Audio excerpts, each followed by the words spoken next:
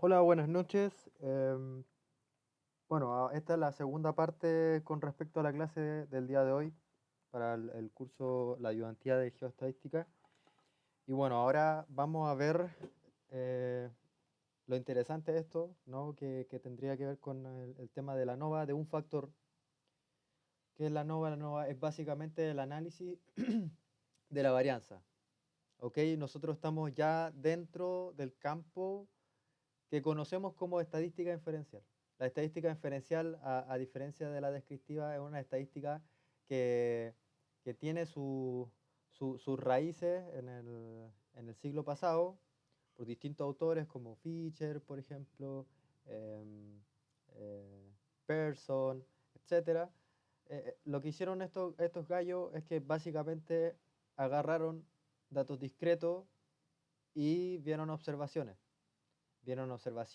vieron que se repetían ciertos patrones, empezaron a estudiar a fondo lo que es la estadística en un carácter poblacional. Una población es un conjunto de datos en el cual nosotros vamos a ir sacando muestras, que esto tiene que ver con el muestreo. Esto es básicamente lo que conocemos como estadística inferencial. En la clase anterior les comenté de que de que la prueba de hipótesis es como el primer paso cuando uno recién aprende a caminar, a gatear, el primer paso a lo que nosotros conocemos como la inferencia. ¿Ya? Entonces, ¿qué cosas podemos decir respecto a la NOVA? Que la NOVA es, en resumen, una técnica estadística fundamental que nos permite comparar. ¿Qué nos va a permitir comparar? Las medias de tres o más grupos para determinar si al menos uno de ellos difiere significativamente de los demás. ¿Ok? Hay que tener en cuenta que esta herramienta es invaluable en diversas disciplinas, ya que facilita la identificación de factores que influyen en la variabilidad de los datos. Aquí ya estamos adentrándonos a lo que es el estudio de la variabilidad. Variabilidad, varianza. ¿Ya? Entonces, vamos a partir diciendo que la ANOVA de un factor, para partir hablando de la ANOVA de un factor, tenemos que hacernos la pregunta de ¿para qué sirve? Nosotros cuando queremos estudiar una técnica, una metodología, un método, tenemos que preguntarnos ¿para qué? ¿Para qué sirve esto?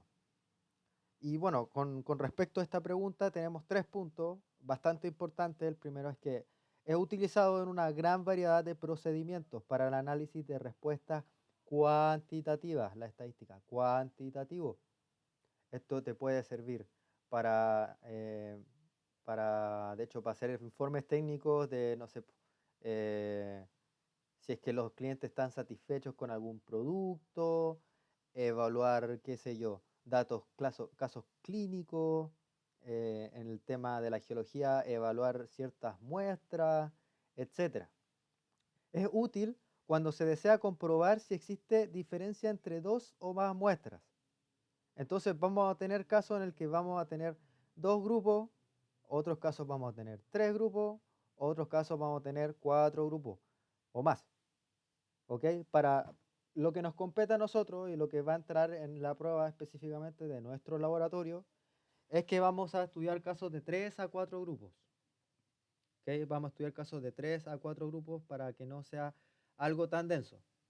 El tercer punto es que en el diseño de experimentos sirve para encontrar una relación de causalidad entre una variable independiente, que va a ser el factor de estudio, y una variable dependiente, que vendría siendo la variable de respuesta. Bueno, para saber que tenemos que, para darnos cuenta cuándo ocupar o cuándo no ocupar la ANOVA, nosotros tenemos que cumplir con ciertos criterios. Ustedes cuando realicen la prueba no es necesario que demuestren estas cosas de acá. Esto se supone que es cuando yo quiero investigar un problema y quiero ver y evaluar si es que sirve hacer un cálculo ANOVA. ¿Por qué? Porque el ANOVA, sin el ANOVA, para que se hagan una idea, habrían que hacer millones y millones, estoy exagerando, de hipótesis. Ya, 5, 6, 7 hipótesis en conjunto y meter mucho cálculo que es bastante complejo. Esto es una simplificación. Las varianzas de los tratamientos, bueno, perdón, el ajuste a una distribución de probabilidad normal. Es decir, que tiene que seguir una prueba de normalidad. Hay que aplicar una prueba de normalidad para verificar que hay un ajuste a una distribución normal. Las varianzas de los tratamientos son iguales. Y para verificar esto hay que hacer una prueba de homocedasticidad. Y el tercer punto, las muestras deben ser independientes. Es decir, individuos seleccionados al azar. Una prueba de independencia. Yo no saco nada con, no sé, pues una población de 50 al hacer un muestreo de número 12, elegir de esas 12 muestras algo que yo quiero solo porque yo quiero. No, tiene que ser algo al azar. Esto es el modelo. No voy a preguntar esto explícitamente en la prueba, no me van a tener que demostrar nada, ni por ejemplo no voy a hacer preguntas de explícame qué significa mu, qué significa em, a sub i, epsilon sub ij, etcétera, no, pero es como para que se hagan una idea. Lo que hay que tener claro aquí es que existe una variable independiente, un factor de estudio con i niveles o tratamientos, ¿ya? Con i niveles o tratamientos. Y cada nivel o tratamiento consta de j réplicas, es decir, que va donde la j va desde el 1 al 2, al 3, al punto, punto, punto, hasta la j. Y vamos a tener un i gorrito sub ij que corresponde a un dato experimental calculado mediante el modelo. Esto aquí parece chino mandarín, como que no se puede entender. Así que vamos a ilustrarlo vamos a mostrarle una ilustración gráfica para que comprendan más o menos a qué queremos llegar, ¿no? Nosotros dijimos en un principio que el ANOVA, y en este caso el ANOVA de un factor, tiene que ver con el estudio de tratamientos. Ya vamos a estudiar tratamientos, vamos a estudiar grupos, entiendo. En el enunciado, si es que el enunciado trata de fábrica, la fábrica A, la fábrica B, la fábrica C, la fábrica D. Si el enunciado trata de empresa, la empresa A, la empresa B, la empresa C, la empresa D, etcétera. ¿Ya? La muestra A, la muestra B, la muestra C, la muestra D. Vamos a tener grupos. Y el I tiene que ver con esto. Esto de acá es un muestreo. Este muestreo A, este muestreo B corresponde al I2, a la posición 2. Este muestreo C corresponde a la posición 3, el I3. Y etcétera. Con el D y puede seguir. En este caso son 4. Esto corresponde al I y la J corresponde a la frecuencia, corresponde a la réplica, como sea sea cual sea el concepto con el cual ustedes estén familiarizados, la J es una cantidad que se va repitiendo. Yo voy a estudiar el conjunto A y ese conjunto A se va a repetir 1, 2, 3, 4, por ende el J es igual a 4. Es importante que se entienda esto de aquí y esto de acá, porque más adelante nos va a ayudar a entender lo que nosotros conocemos como los grados de libertad. Y bueno, con respecto a la fórmula, aquí tenemos que el mu es una constante y corresponde a una media global a la que se le ha quitado el efecto del factor y del error aleatorio. Esto es teoría. El A sub i corresponde, vendría siendo el coeficiente del tratamiento, del tratamiento i, donde i puede tomar valores 1, 2, bla, bla, bla, bla, bla, bla, hasta el i. Y el epsilon sub ij es el coeficiente del efecto del error aleatorio para un tratamiento i y observación j. Para un tratamiento i y observación j. Por ejemplo, si es acá, va a ser para el tratamiento b y la observación 3, la frecuencia 3, la réplica 3. En este caso, por ejemplo, esto que ven aquí va a ser el tratamiento D, que está en la posición 4, con la réplica 1, que es J1, la réplica 1 en la frecuencia 1. Y bueno, en el ANOVA vamos a tener lo que conocemos como componentes de la variación. Esto es básicamente, son sumas de cuadrados. Vamos a tener esta fórmula general que es SST es igual a SSW más SSB. En algunos textos está como SSTR creo, y este no me acuerdo bien, pero esto de aquí lo saqué del inglés, es de un texto de inglés y profesor Majech lo sacó de un texto de inglés. el W significa within y la B viene de between. Within significa, del inglés significa dentro de algo, within, dentro, y la B significa between, que es entre, ¿ya? Aquí tenemos 3 puntos importantes, bueno, son 4, pero esta es una observación del punto 2. El punto 1 es que el SST corresponde a la suma de cuadrados total. Calcula la variación total del experimento. Este es el SST. El SSW, por otro lado, es la suma de cuadrados dentro, por eso el W, within, dentro de los tratamientos. Es algo de carácter intragrupal. ¿Qué quiero decir con esto? Si nos vamos a la tablita de acá, es cuando hablo de within, de W, son cosas que están acá. Si quiero estudiar el grupo A, está acá. ¿Ya? Si quiero estudiar el grupo C, todo lo que pasa aquí adentro. Si quiero estudiar el grupo D, todo lo que pasa acá adentro. ¿Ya? Eso es within. Between es que voy a comparar datos que están aquí con esto que está acá, con esto que está acá, con esto que está acá. Entonces, como observación del SSW, tenemos que parte de la variación total debido a la diferencia de los datos dentro del mismo grupo, y también tenemos que la variación explicada por la variable independiente con respecto al SSW.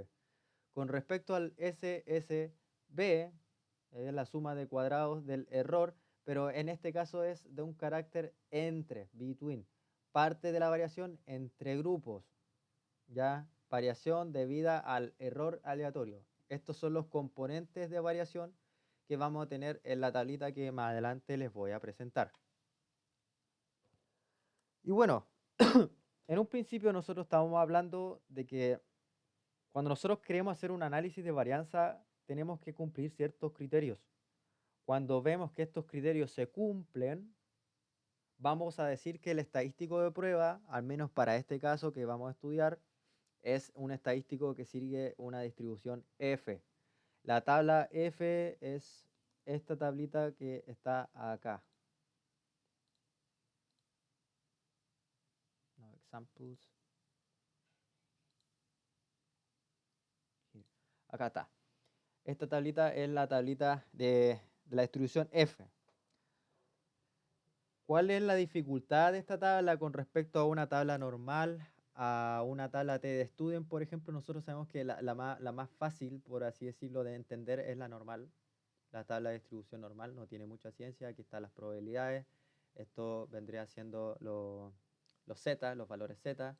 En la tabla T de Student, que son cuando son muestras que por lo general no se conocen ciertos parámetros, la población es pequeña, datos en crudo que no están en el anuncio. La dificultad recae acá en que, bueno, vamos a tener la significancia, digo, los porcentajes, y vamos a tener grados de libertad. Ya dependiendo si es una muestra o dos, nosotros sabemos que el caso más simple, cuando es una pura muestra, el grado de libertad equivale al total menos 1. Ya en otros casos, cuando son más y hay más complicación, no se conocen ciertos parámetros, las fórmulas van aumentando un poco en dificultad. Pero bueno, eso con respecto a la distribución T, y en este caso una distribución de carácter F.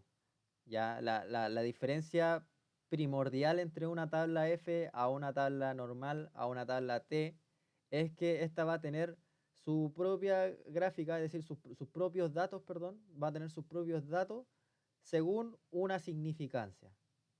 La significancia, el error tipo 1, que lo expliqué en la clase de recién.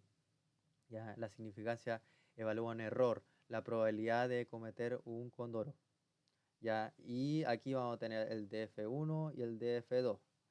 Ahí más adelante van a entender a qué me refiero. Entonces, aquí tenemos que si se cumplen las condiciones enumeradas, la distribución de muestreo para la prueba se aproxima mediante la distribución F. La estadística de prueba es esta fórmula que ven ahí, que es F es igual a MSB sobre MSW. ¿Ya? MSB sobre MSW. Ustedes se preguntarán qué significa MSB y MSW. Es algo bastante simple. El MSB, que es este número que ven acá, tiene que ver con una medición. todas estas cosas son mediciones. Lo que está en el numerador, el MSB, corresponde a una medición de la variabilidad promedio entre las medias de los grupos. B, between, sobre MSW. El MSW tiene que ver con la variabilidad promedio dentro de los grupos. ¿Ya? Para llegar al cálculo de este estadístico, no es algo fácil, por así decirlo, hay que seguir un paso a paso. ¿Ya? Llegar a este dato está en los últimos pasos. Aquí, como se darán cuenta, dice, los grados de libertad para la prueba F son dfn, que es igual a k menos 1, y dfd, que es igual a n menos k. Esto es lo que yo les decía, que cuando se sigue una distribución t, a diferencia de una distribución, cuando se sigue una distribución f, a diferencia de una distribución t, la f va a tener 2 grados, bueno, no, está mal decir 2 grados de libertad, pero va a tener 2 parámetros para calcular los grados de libertad. Ya vamos a tener el primero, que es el dfn, y corresponde, este es el grado de libertad entre los grupos. Entre los grupos. El dfd es el grado de libertad dentro de los grupos. ¿Ya? Aquí, como es entre los grupos, vamos a tener que el dfn es igual a k menos 1. Siguiendo el mismo ejemplo de ilustración, el mismo ejemplo ilustrativo que les estaba comentando aquí. En este caso, que nosotros queramos calcular, por ejemplo, un dfn, que sabemos que es k menos 1, lo queremos calcular para este grupito, contamos 1, 2, 3, 4. Entonces, k menos 1, k es el número, ¿cómo se dice? K es el número de grupo, ¿ya? Y el 1 es un número. Entonces, nosotros cuando queremos calcular, por ejemplo, estas cositas que están acá, vamos a enfocarnos en cuántos grupos hay. Aquí contamos 1, 2, 3, 4. Entonces son K. El K vendría siendo el 4 y le restamos el 1, que vendría siendo 3. Por ejemplo, si tengo 4 grupos, el dfn vendría siendo 4 menos 1. El dfd, que ya lo dije, es que este es el grado de libertad dentro de los grupos, tiene una fórmula distinta. Tiene un n mayúscula menos k. El k ya dijimos que es la cantidad de grupos. Acá es el número de grupos que vamos a estudiar. Nosotros dijimos que la ANOVA es un estudio estadístico inferencial que se basa netamente en un muestreo que va a ser de grupos, ya de 3 a 4 casos, 5, etc. El n mayúscula es el total de las observaciones, ya ese es el total. Y el k, bueno, el k ya lo dijimos, es el número de grupos.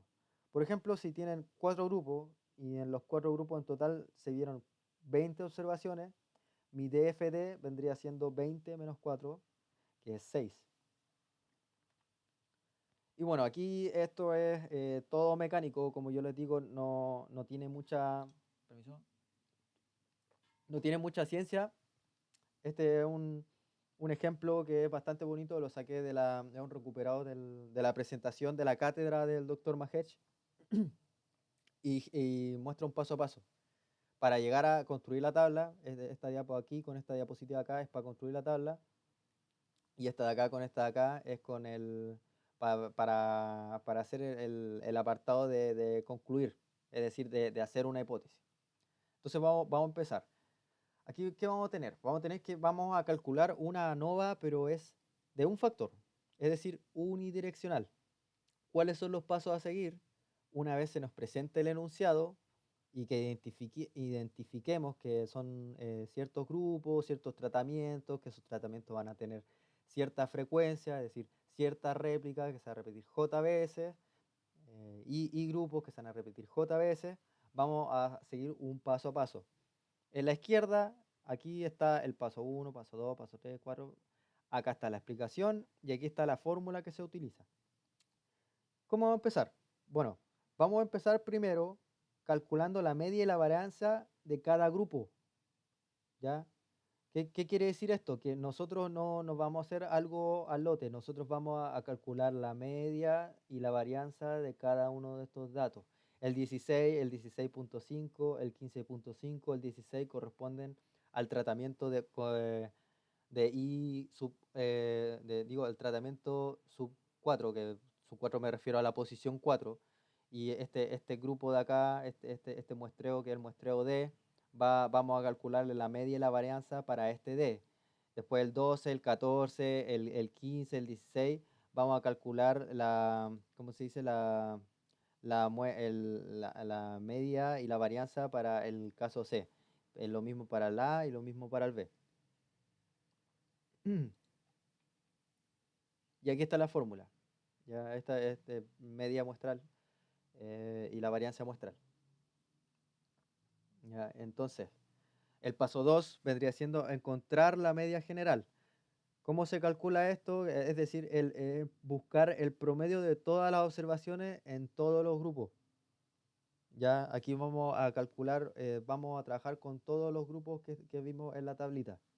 El paso 3 es encontrar la suma de cuadrados entre las muestras.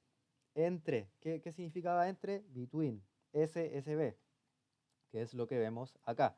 Esta fórmula es un poco rara de entender, pero básicamente todas estas estos símbolos que ven aquí tiene que ver con sumatoria. Bueno, esto es aritmética, la sumatoria.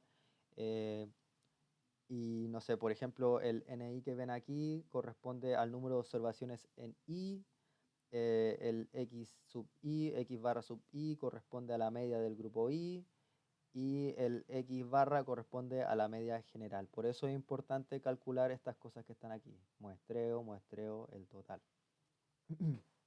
El paso 4 corresponde a, corresponde a encontrar la suma de los cuadrados dentro de las muestras. Dentro. Digo, within. SSW. Dentro. ¿Y qué es lo que hace esto? ¿Qué es lo que hace esto de encontrar la suma de los cuadrados dentro de la muestra? Es una medición. Aquí vamos a medir la variabilidad dentro de cada grupo. Por eso es within, dentro de cada grupo. Es decir, cuánto se desvían las observaciones individuales respecto a la media de su grupo. ¿Ok? Aquí vamos a tener una fórmula que va a ser una sumatoria.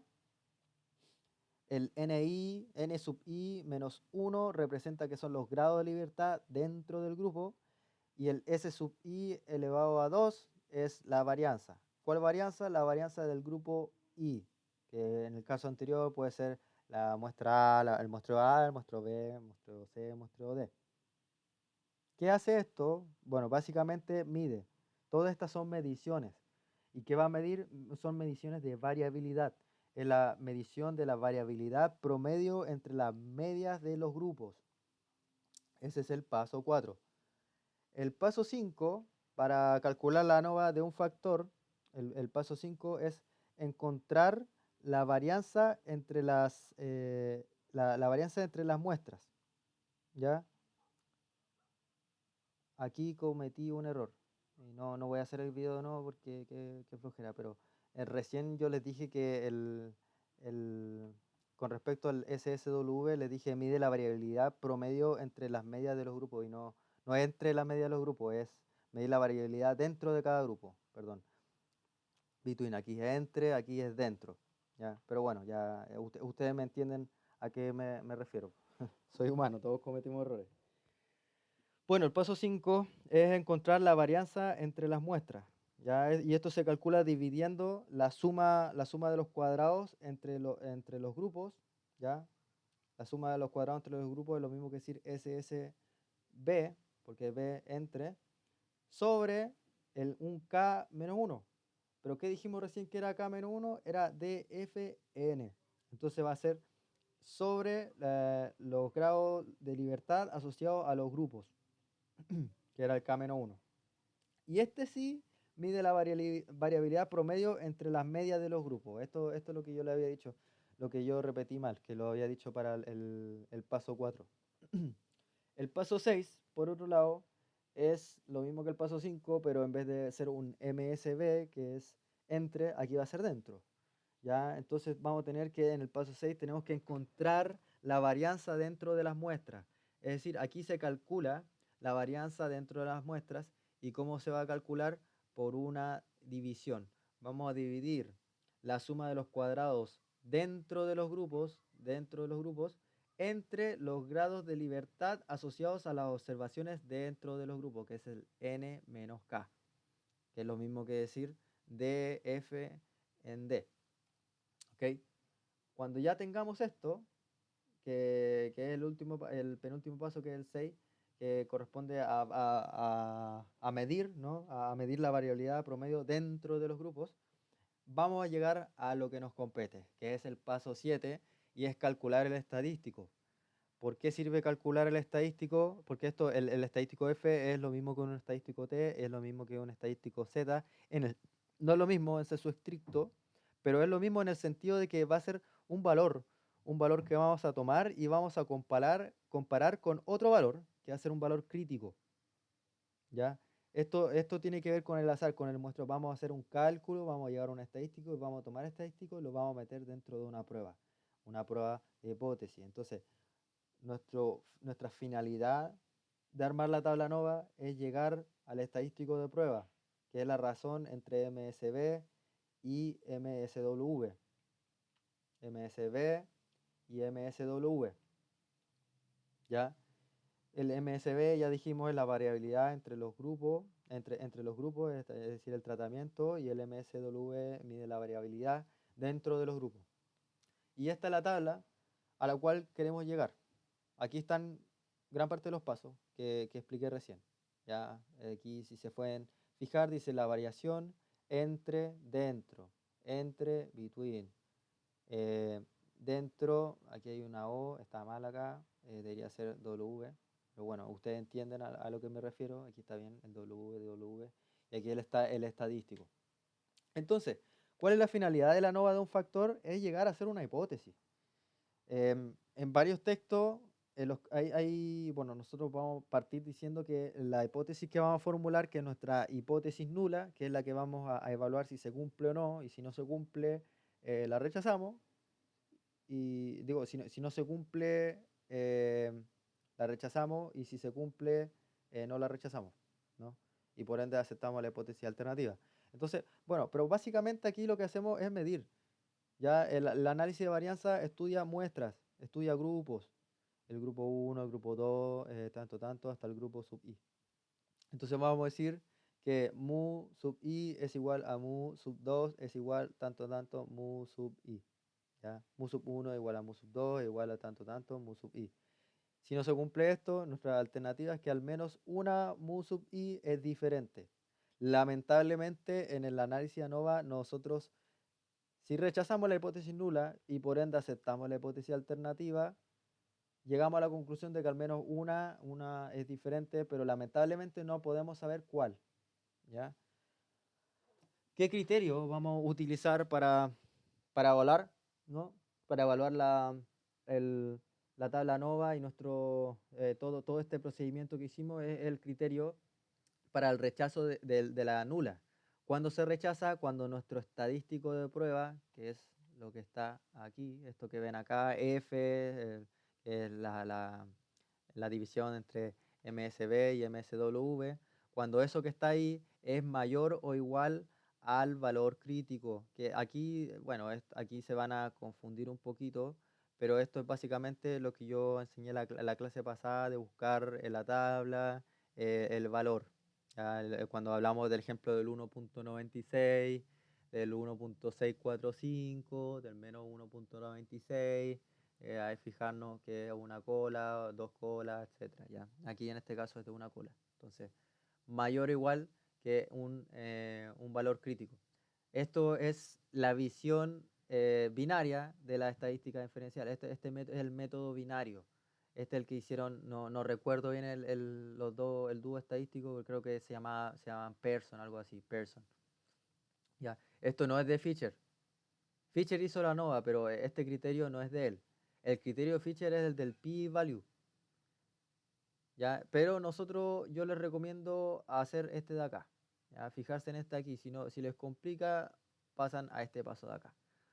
Cuando se rechaza, cuando cae la región de rechazo, en el achurado, si nosotros agarramos esta cosita acá y lo graficamos aquí, o sea, bueno, lo graficamos, pero básicamente vemos el criterio si se cumple o no.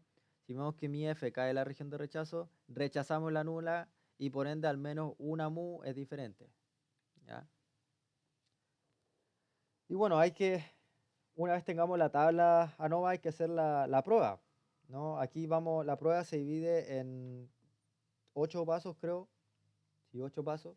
Y el mismo ejemplo, aquí están los pasos, aquí está la explicación breve y aquí una fórmula si es que es necesario, un complemento eh, escrito en lenguaje matemático.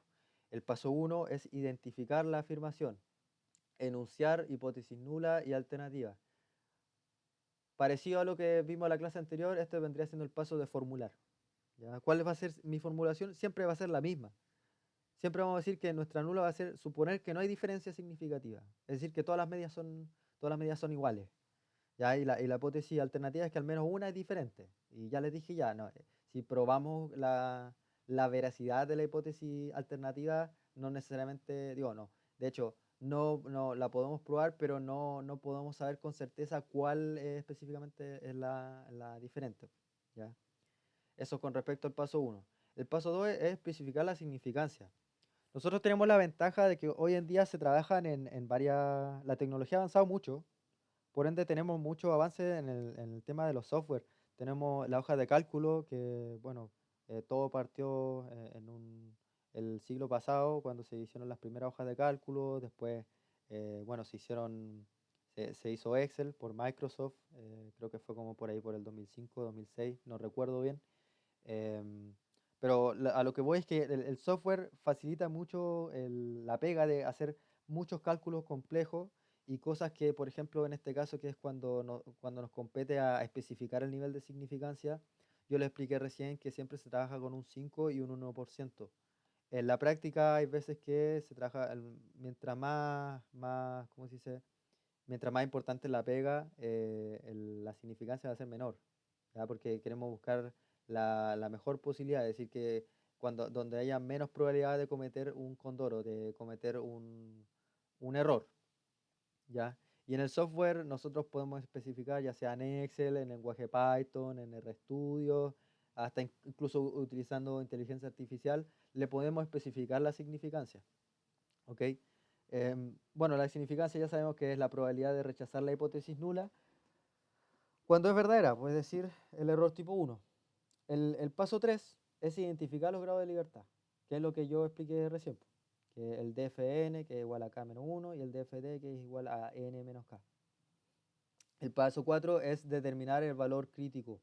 Determinar el valor crítico es lo que había explicado en la clase recién, que el valor crítico siempre en una distribución de probabilidad es un número que puede ser tanto positivo como negativo y que marca un antes y un después, es decir, divide áreas.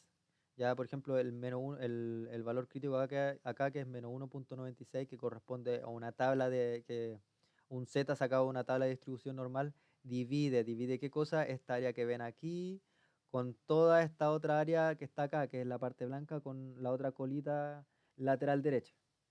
¿Ya? Entonces eso es determinar el valor crítico. ¿Ya? Y acá se usa la tabla F.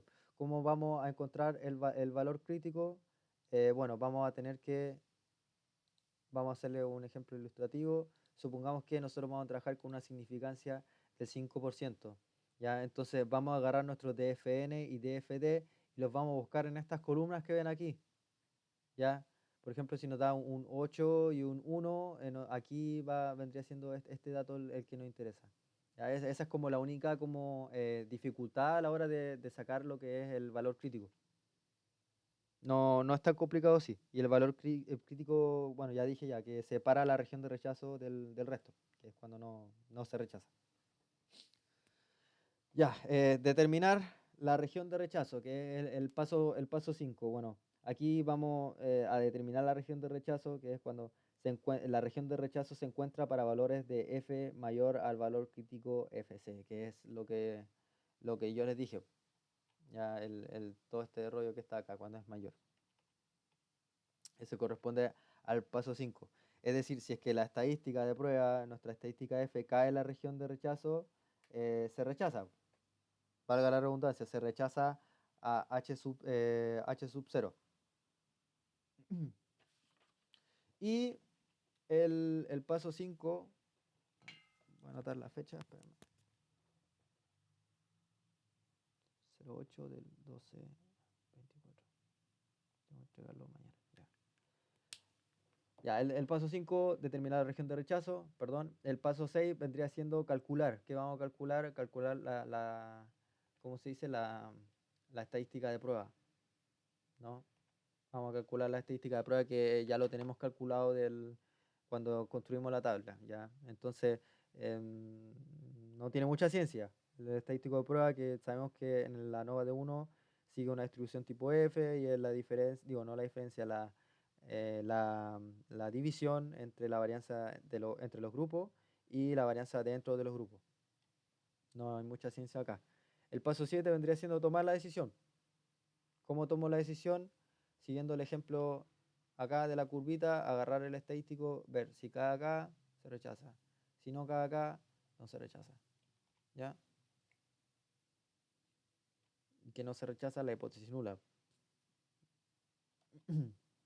Y el paso 8 es interpretar la decisión en el contexto de la reclamación original. Aquí está mal traducido acá. Pero es básicamente hacer una interpretación. Agarrar todo lo que hemos visto, todo el paso a paso, meterle un poquito de creatividad, ¿no? Estar familiarizado con el enunciado, entender el enunciado, por eso es bastante importante tener comprensión lectora. ¿Ok? Bueno, y una alternativa para el paso 7, si no quieren hacerlo de la forma que yo les dije, que es el F, está la alternativa del p-value, que es el valor P. Si nosotros vemos que el valor P es menor que alfa, es menor que la significancia, se rechaza H de sub 0, que es el H, la hipótesis nula. Si vemos que por lo contrario el P es mayor o igual a alfa, no se rechaza. El P básicamente, como les dije, es como está visto de un punto de vista como muy in-deep de estadística inferencial, que viene de Fisher. Este gallo era muy filosófico y él no trabaja con hipótesis nula y hipótesis alternativa. En sensu estricto, el gallo lo que hacía era que agarraba un valor, lo comparaba con otro y ahí decía si lo rechazaba o no lo rechazaba, pero ese valor no le llamaba hipótesis nula. ¿Ya? Y bueno, el valor P básicamente proporciona una medida cuantitativa para tomar decisiones, según Fisher, y también corresponde a la probabilidad de obtener un resultado igual o más extremo que el observado. Entonces, interpretar. Ahora, ¿qué vamos a hacer? Que es lo interesante y es lo que, lo que es importante, ¿no? Porque nosotros estamos trabajando en el software que es de Excel, que es básicamente una hoja de cálculo. Nosotros sabemos que Excel son hojas de cálculo, ¿ya? Es una hoja de cálculo que son libros que se dividen en hojas, ¿ya? Y en cada hoja van a haber celdas, está veámoslo acá al tiro, miren. Por ejemplo, tenemos la celda F1 que corresponde a la columna F, ¿no? Y en la fila 1, por ejemplo, esta celda acá, que es la celda E13, que corresponde a la columna E y a la fila 13, etc. En cada una de estas celdas vamos a ingresar datos. Vamos a ingresar, por ejemplo, un 14. En esta aquí abajito podemos ingresar un 5. Acá podemos poner, no sé, tomate. Aquí podemos poner hora, por ejemplo, las 10:30. Podemos poner fecha, las 12. El 12 del 08, del no sé qué sé yo, del 2030, etcétera. Se ingresan datos en esta celda, ¿ya? Y estos datos van a tener un valor de interés en caso de que nosotros estemos haciendo análisis, ¿ya? Y Excel nos facilita complementos y bueno, con mayor razón hoy en día en el 2024 nos facilita herramientas para analizar datos. Ya nosotros queremos hacer un análisis de datos, un análisis de varianza, ANOVA, análisis de varianza, ANOVA de un factor. Bueno, estas diapos que ven aquí no se las voy a, ¿cómo se dice?, explicar. No tiene sentido explicarle estas diapos porque podemos hacer el ejemplo directamente aquí, se los voy a explicar. Esta tabla que ven aquí corresponde a un ejemplo del profe, que está acá, creo.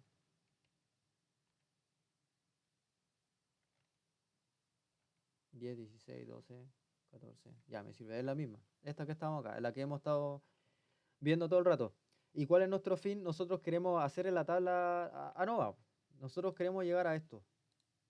Con el Excel nosotros queremos llegar a esto de acá, a una tablita con datos. Y de hecho no es solamente esta tabla, nos va a lanzar dos tablas, se van a fijar. Entonces, ¿qué vamos a hacer acá?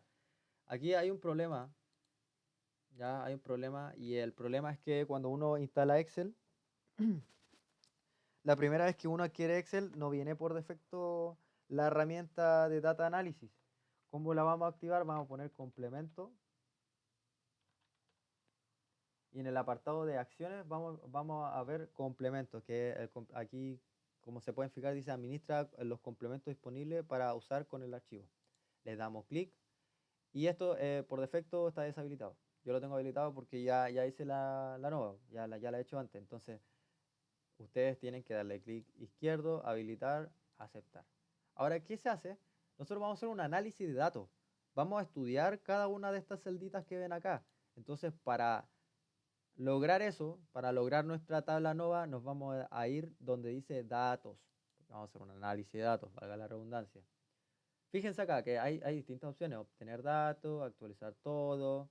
Bueno, esto está más como más corte económico, cotización, moneda, ordenar. Nosotros ya vimos la función ordenar en las primeras clases, que era cuando queríamos calcular las medidas de tendencia central.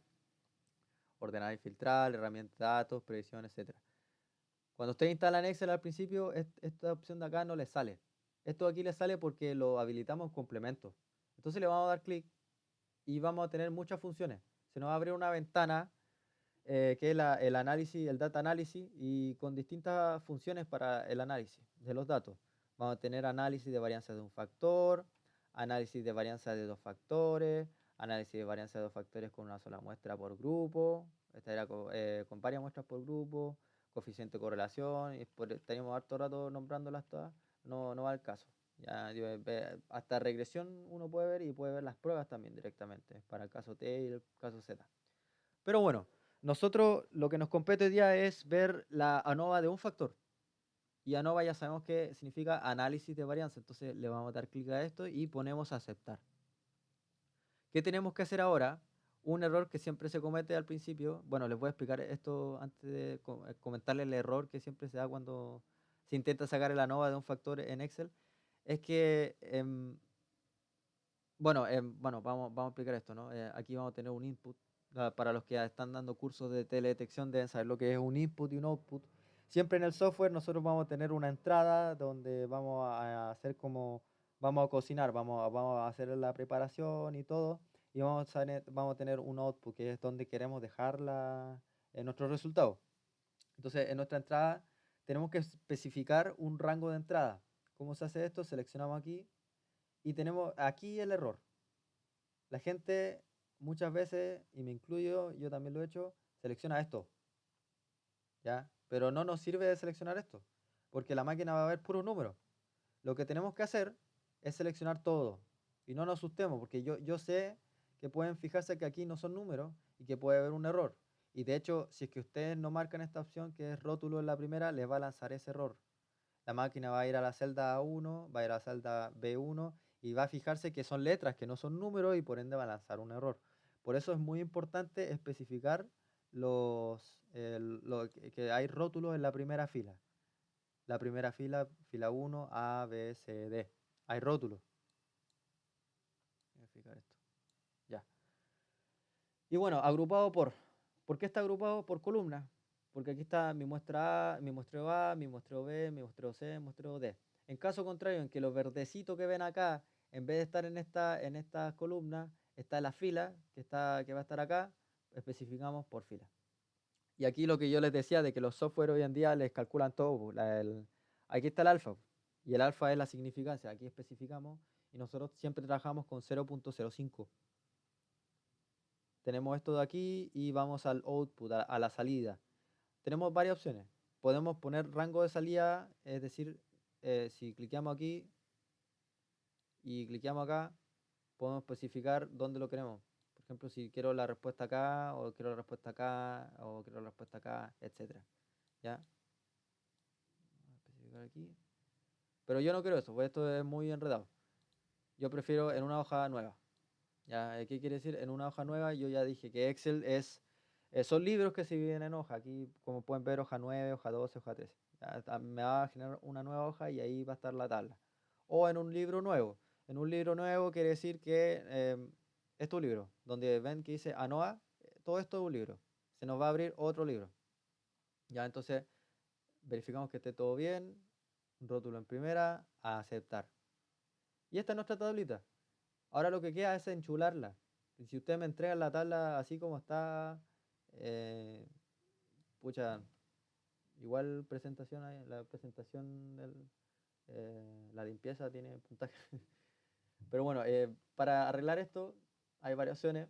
Eh, Uno comete siempre el error, bueno, esto no es un error, pero es como una imprecisión de novato, y me incluyo a mí, yo estuve hartos años haciéndolo así, ajustar de a poquito, como abuelito, así, intentando que todo calce. No es necesario, con uno con hacerle doble clic izquierdo se ajusta automáticamente. ¿Ven? Doble clic izquierdo, izquierdo, izquierdo, izquierdo. Está bien que en la estadística la gente aproxima. Yo sé que aquí hay una opción, por ejemplo, donde van a inicio y donde dice número. Si se van a esta celda y pongo aquí, les puedo aumentar los decimales, quitarlo, cortarlo. Está bien, como se dice, aproximar, pero no es bonito. O sea, yo no lo recomiendo. Si dejen los datos tal cual está, porque así está como la información más precisa que te puede dar. ¿Ya? Y bueno, esta es la tabla que nos va a dar. Pues vamos a tener un resumen que en grupos vamos a tener el grupo A, el B, el C o el D. Si son empresa A, aquí yo diría empresa A, empresa B, empresa C, empresa D. ¿Ya? Están las cuentas, el conteo, la suma, los promedios para cada uno y las varianzas para cada uno. Este es el resumen del análisis de la varianza de un factor. Y esto que es lo más bonito, voy a achurarlo un poquito, voy a ponerle estilo de celda, bueno, neutral, y aquí le vamos a poner esto. Ya, fíjense acá, esta es la tabla. Esto que está acá es exactamente lo mismo que está acá. Miren, fíjense, dice variación entre, origen de las variaciones entre grupos, dentro de los grupos. Aquí está la suma de los cuadrados, los grados de libertad. Fíjense que el 3, el grado de libertad del 3 para entre grupos es 3, 4 menos 3, 4 menos 1 digo.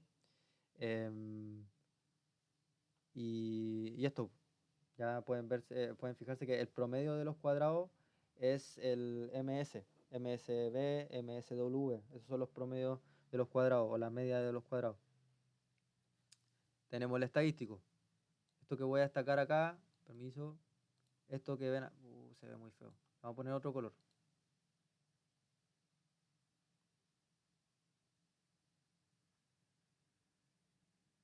Así. Esto que ven aquí es el estadístico de prueba. Es lo que vamos a agarrar y vamos a ver en nuestro gráfico. Esto que ven acá. Es lo que agarramos y vemos si cae la región de rechazo o no. La probabilidad. Probabilidad el p-value. Aquí se acuerdan cuando decíamos los criterios, que tenemos el criterio para el estadístico de prueba y para el p-value. Es el p-value. Vamos a churarlo. P-value. Y el valor crítico. El valor crítico, por eso yo les digo que ocupar software es más fácil. Les facilita la pega. Yo me acuerdo cuando yo di estadística, nosotros nos hacían calcular esta tabla a mano. Y era un cacho porque uno comete un puro error y se va todo el carajo. ¿Ya? Y bueno, ¿cuál es el fin? ¿Cómo interpretamos esta tabla? Haciendo nuestra hipótesis. Ya lo que expliqué aquí, de asumir una hipótesis nula en la cual todas son iguales, y si no se cumple, el HI al menos una es diferente. Vamos a hacer el ejemplo. Hagámoslo con ¿cómo se dice? El estilo de Fisher, que es viendo el p-value. El p-value tiene que ser, si se rechaza, para rechazar la hipótesis nula, nuestro p-value tiene que ser menor a la significancia, que en este caso es 0.05. Entonces vemos aquí, dice 0.000018, es un número muy pequeño y es menor que 0.05. Por ende, rechazamos. Disculpen, por ende rechazamos, ¿ya? haciéndolo por otro lado con el criterio del dúo este que estaba en contra de Fischer, que haciendo todo el paso a paso y agarrando el estadístico prueba, vemos si se cumple. Para que se rechace la hipótesis nula, el estadístico prueba tiene que ser mayor o igual en varios textos y teóricamente hablando está bien, pero muchos profes y muchos videos en YouTube salen como mayor, da igual. O sea, no da igual, pero como estas son distribuciones de probabilidad, siempre hay aproximaciones y esto generalmente como que no afecta mucho. Entonces, nuestro estadístico de prueba tiene que ser mayor o igual que el valor crítico. Y aquí tenemos el estadístico de prueba y el valor crítico. Ah, filo, le ponemos esto acá. Estadístico de prueba, valor crítico. Es mayor o igual? Es mayor. Por ende, rechazamos la nula. Y se cumplen para los dos casos. ¿Ya? Esto con respecto a la nova de un factor. En la prueba, claramente, no les voy a colocar una tabla así bonita. ¿Ya? En la prueba puede que aumente un poquito, no sé, puede que todo esto que ven aquí puede llegar, no sé, hasta acá, por ejemplo. ¿Ya? Les vamos a poner varios datos y claramente esto es una tabla cruda, no está el enunciado bien descrito, no está. ¿Ya? Aquí el ejemplo del profe solamente está la pura tabla. Dice muestra de datos con alfa 0.05. Y luego voy a poner un enunciado y ustedes al ver que van a ser más de tres o más grupos, se van a fijar que es una nova y me van a tener que hacer la tablita y me van a tener que interpretar. Y con eso concluimos la clase de hoy. El jueves, que nos va a ser la clase, va a ser netamente presencial. Ahí vamos a ver el caso para ANOVA de dos factores. Y si es que nos da el tiempo, les voy a enseñar a hacer regresión como tal, regresión en bruto. Y ahí estaríamos listos para la prueba. Que no va a ser la subsiguiente, sino que va a ser la semana. Probablemente, sí. Quizá, pues existe la posibilidad que sea esta semana. Si es que no, si ustedes tienen problemas y bueno, todo se puede hablar, todo se puede discutir, si ustedes tienen problemas y no quieren, yo puedo hablar con el profe, con los ayudantes, siempre y cuando ellos estén de acuerdo, porque bueno, esto es un tema de jerarquía, hay que respetar y no pasar a llevar al resto. Si todos están de acuerdo y se pueden hacer la prueba acá, mejor. ¿Ya? Y bueno, en este caso, ahí vamos a discutir si online, si no online. Lo que sí va sí o sí es que va a ser una prueba en PC. Y eso, muchas gracias por su atención y disculpen las inconvenientes. Yo sé que han habido problemas, he tenido problemas con el tema de la toma duró mucho, yo estuve afuera en terreno 15 días, y 15 días no es poco, se pierde mucho en 15 días y bueno, por las razones de fuerza mayor igual son cosas que bueno, se escapan de mis manos y nada, espero que les haya gustado la clase, que hayan entendido al menos un poco con que entiendan más del 70%, yo quedo realizado. Si tienen alguna duda, reclamo, sugerencia, me lo hacen saber y yo con gusto los voy a atender. ¿Ya? Chao y que tengan una bonita semana. Cuídense harto y estudien. Chao.